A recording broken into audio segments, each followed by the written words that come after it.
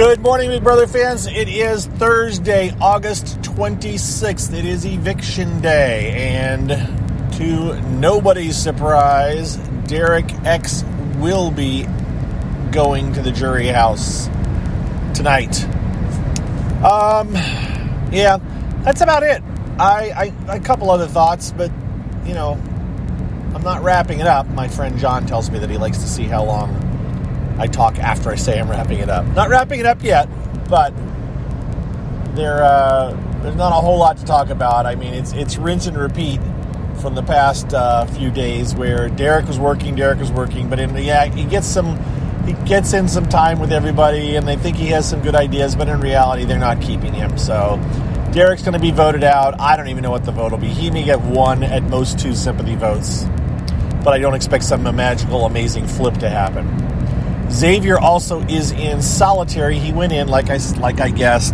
It was about 5:30 yesterday. He's in the have-not room. He has a porta potty in there, little miniature tent porta potty, and that's it. He's going to be there until tomorrow. They show us to him occasionally. He's been told he's not allowed to nap. They're not supposed to sleep between 10 a.m. and 10 p.m., but we know that's a at Big Brother's discretion kind of a rule. So he may or may not be napping, because we won't see him a whole lot, because it's kind of rather boring to sit and watch someone not do absolutely anything except for sit in a room. They were shown videos last night that we don't know the details of the videos, or I didn't pay attention to it. They think it's related to the head of household competition. It may or it may not be, but they think it is, and it probably is. So that'll happen tonight. And everybody, well, at least Sarah Beth seems to have figured out that Derek Frazier is likely the only person that's going to be able to play for the anonymous head of household, is what they have been calling. Some of them calling it competition, the coin of destiny, which is remember, it's a coin flip. Doesn't mean it's going to happen. If you win it, you have a 50-50 shot at taking control of the house. Doesn't mean you're going to. It just means you have a 50-50 shot. So,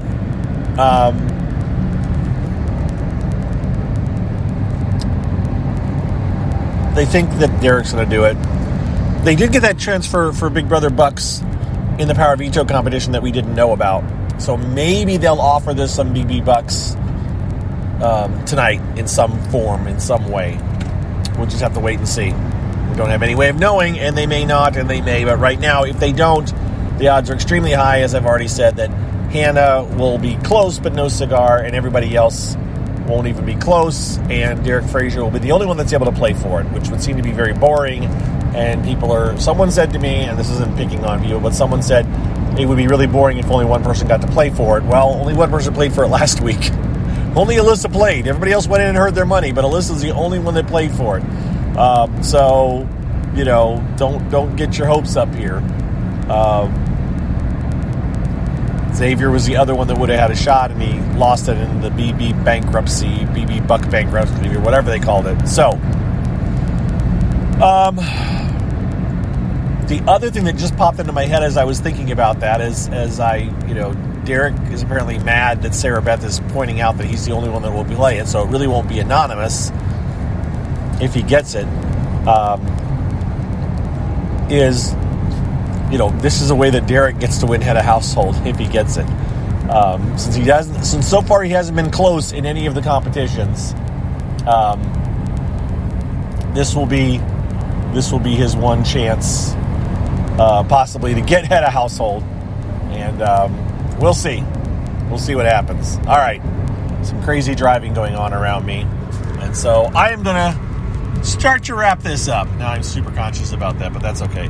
Let me give my statistics. That was the other thing I wanted to do. So we'll have the head of household competition tonight. The last voting, which may or may not be free. If it's more than $100 that you can award, or 100 BB Bucks, then there will be other people with the opportunity. Maybe they'll say they're going to up it because it's the last week or something. They can do whatever they want. But if it's only 100, then really Hannah is the only one that would have a shot, and she would need to get 100. And I don't know if America is going to be voting for her She hasn't made it yet, so maybe, but she was in 75, so she might be the next person to move up to fill in that void that will be left by Derek X. All right, I am pulling up my stats.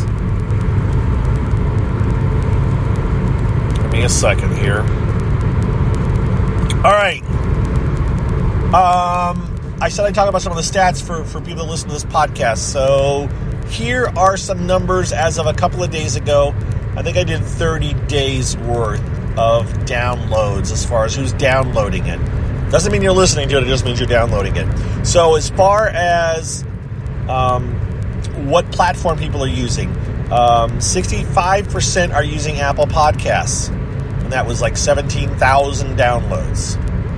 And again, this is over a month. 6% are using Stitcher, and that is 1,500 downloads. I use Stitcher a lot. Spreaker, another almost 6%. So Spreaker is the platform that I use, and that is what is linked to on my tweets. So to me, that means a lot of people are clicking to it on the Twitter and just going to the Spreaker website, and that's where they're listening to it. At least that's my take on it. And Overcast. I've never used Overcast, so maybe I've checked it out once, but it does seem to be somewhat popular with people. Overcast is accounting for almost 5% of the people that listened to it over the last month. And then Spotify is the last one that was over 1,000 downloads at 4%. And then you drop into some other ones, which I just threw their names up there. They're all less than 2%. Pocket Cast, Podcast Addict, I think, Google Podcast, CastBox, then iTunes, which I don't know how iTunes falls into it versus Apple Podcasts, but that's in there. iHeartRadio is in there. Downcast is another one. Twitter, which I guess maybe people are clicking on it somehow directly within Twitter. Beyond Pod, Player FM, and then we're down to TuneIn. It's way down there, which I used to talk about TuneIn a lot. I use TuneIn, but I don't think people really use it for listening to podcasts. But you can call out to your Amazon assistant, her name, and you can say to play a name of a podcast on TuneIn, and that'll pull that right up, because I used to do it as a demonstration for the Big Brother Gossip Show. Okay, the next thing, states. Here's a breakdown of states very quickly, just in order, in rank order. Number 1, California with 14%. Texas, 8% or 9%. Illinois, 6.6%. New York, 6.4%. Gee, this makes sense since that's all the big cities.